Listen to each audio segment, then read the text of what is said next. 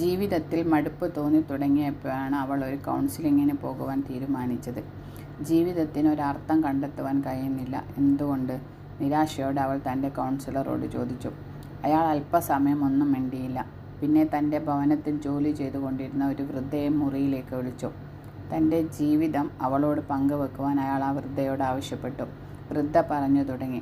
ചെറുപ്പത്തിൽ തന്നെ മാതാപിതാക്കൾ നഷ്ടപ്പെട്ട് അനാഥയായാണ് ഞാൻ വളർന്നത്. മുതിർന്നപ്പോൾ ദൈവം എനിക്കൊരു നല്ല ജീവിത പങ്കാളിയെ തന്നു, ഒരു കുഞ്ഞിനെ തന്നു. അങ്ങനെ ജീവിതം നല്ല നിലയിൽ പോയിക്കൊണ്ടിരുന്നപ്പോഴാണ് ഭർത്താവിന് ക്യാൻസർ രോഗം പിടിപെട്ടത്. അധികം വൈകാതെ അദ്ദേഹം മരണമടഞ്ഞു. പിന്നീട് ഞാൻ എൻ്റെ മകന് വേണ്ടി ജീവിച്ചു.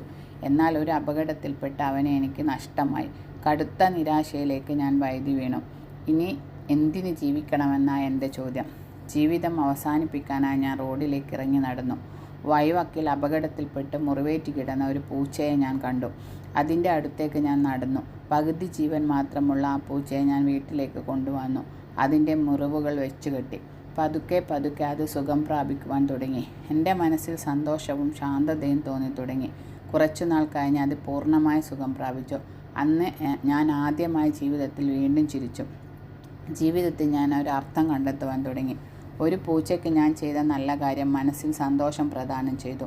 ആ നല്ല കാര്യങ്ങൾ തന്നെ ഞാൻ സമൂഹത്തിനും സ്നേഹത്തോടെ ചെയ്യുവാൻ തുടങ്ങി.